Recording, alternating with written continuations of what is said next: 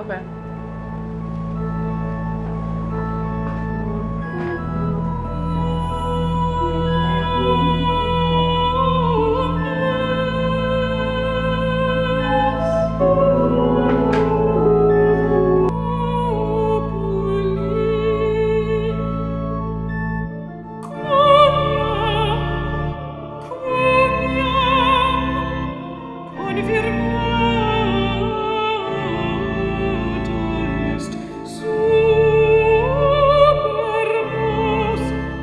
I was able to talk a lot with the composer and figure out the sort of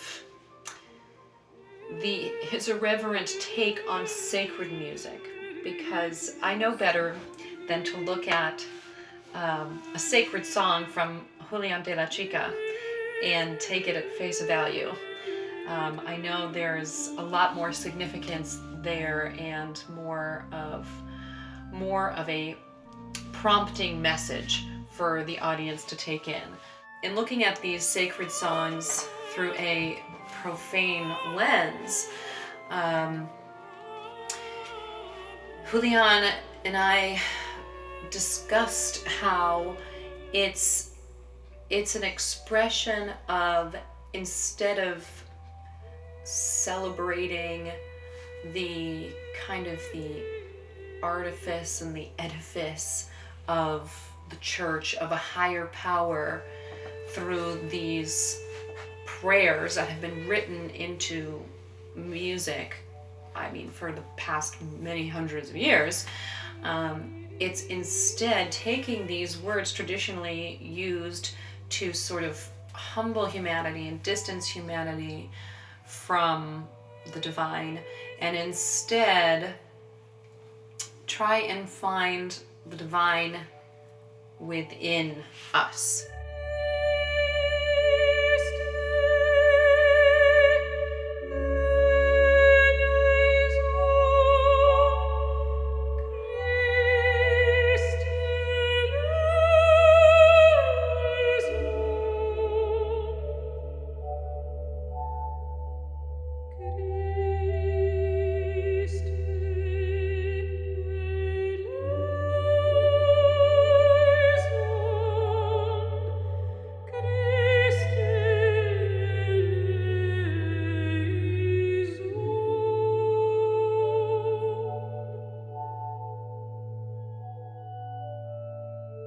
For me, Profanum, Profanum is like a tribute to humanity. I think when you are listening to sacred songs, as an album's repertoire today, 2019, the first feeling is to think of God or the church. However, contrary what people may think, Profanum as a concept comes from a very human perspective, like the power of human beings, the perfection of the human mind, the perfection of the human body. I think we are celebrating all those composers and writers that, under the influence of the church or under the influence of what they believe in, they left to the world and an amazing, incredible work of beauty and meaning.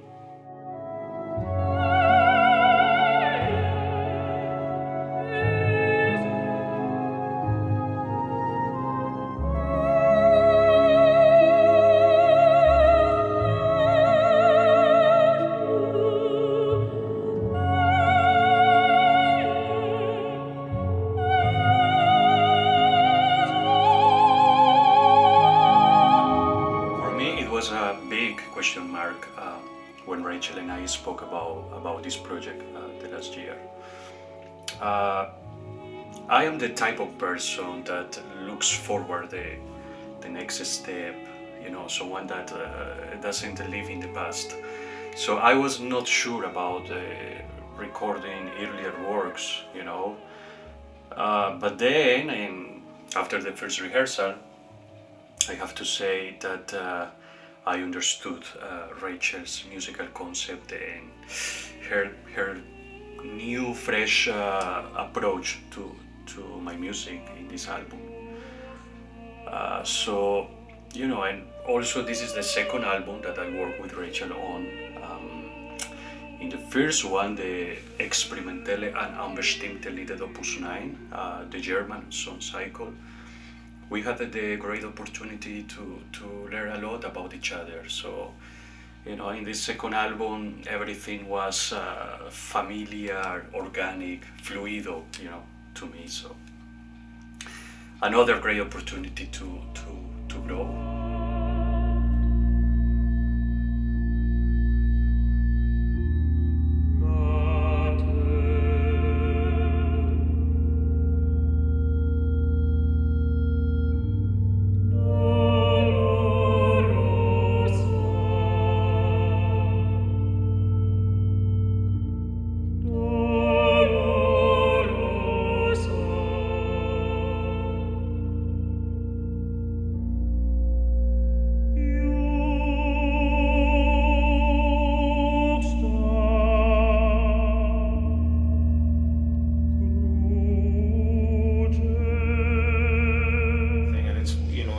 About this piece in particular, it's so naked, it's so exposed. The vocal lines, everything is so bare that I think it brings the listeners in with us, and you kind of get to experience everything all at once, and I think that's it's a very unique experience.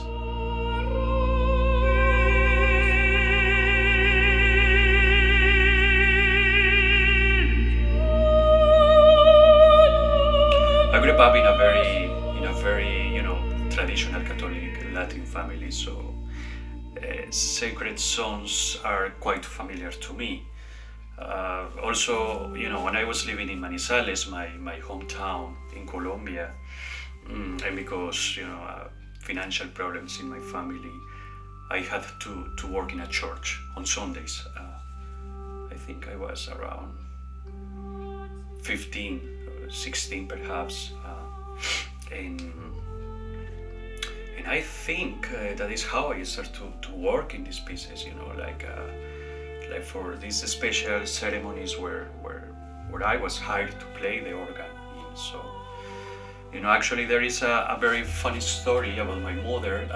I think I was looking around an Ave Maria, for a wedding, and I guess I was tired of Schubert's Ave Maria, of course. So my mother says something like, Julián, but don't you want to be a composer? And I say, yes, Mom, of course. And she say, okay, so go and compose an Ave Maria. I was in shock.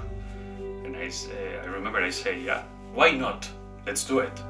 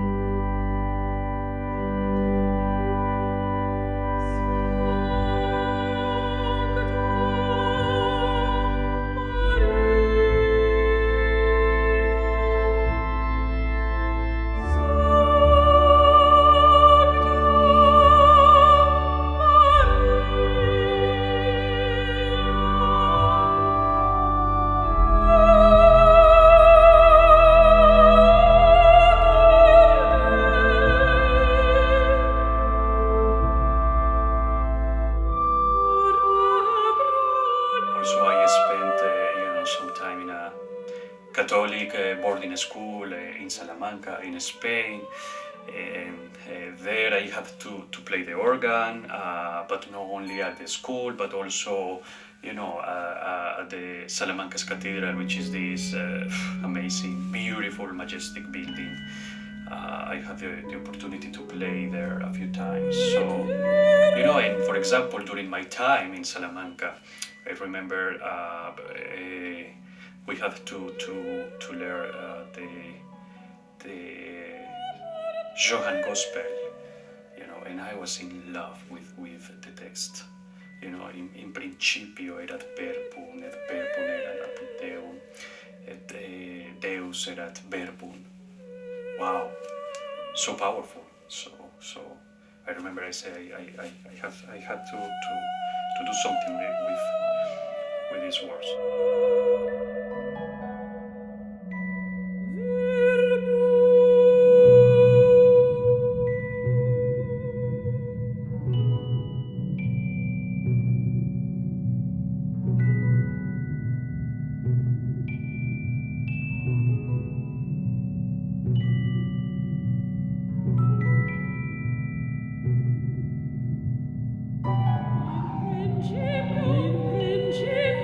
Having the two juxtaposed, sort of a classical vocal sound mixed with the various beats and just the different layers of electronic music that are imposed on several of the pieces on this album. It's such a fascinating combination, and when used well, which in this album it truly is, it conveys the most incredible sense of power.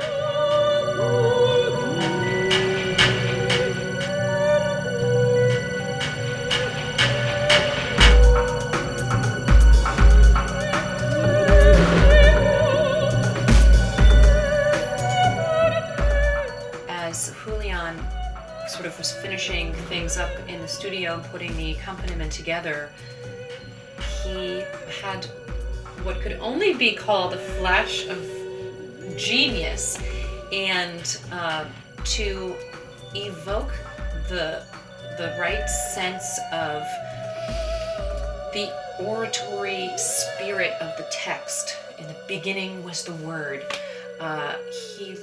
He added in just the most unexpected, incredible electronic sounds, and when he sent me the nearly finished product, my mind was literally blown.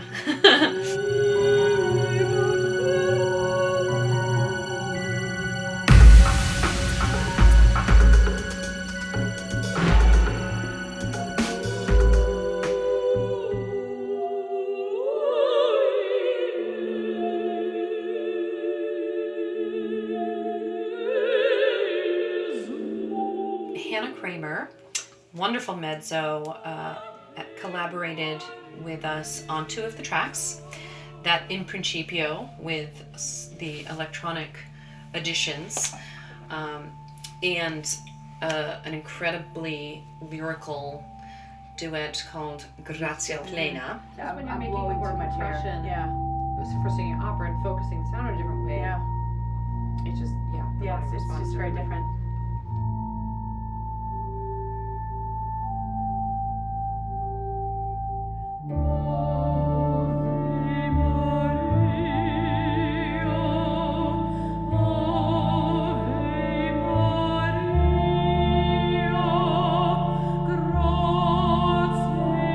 So I think people are going to be really delighted by her rich, creamy mezzo, adding so much to those two duets that we sing together.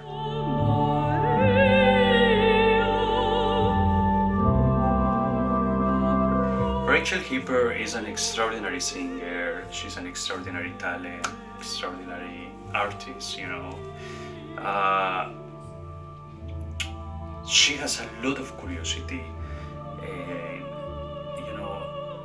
for me, curiosity is crucial. It's so important, especially if you are a musician.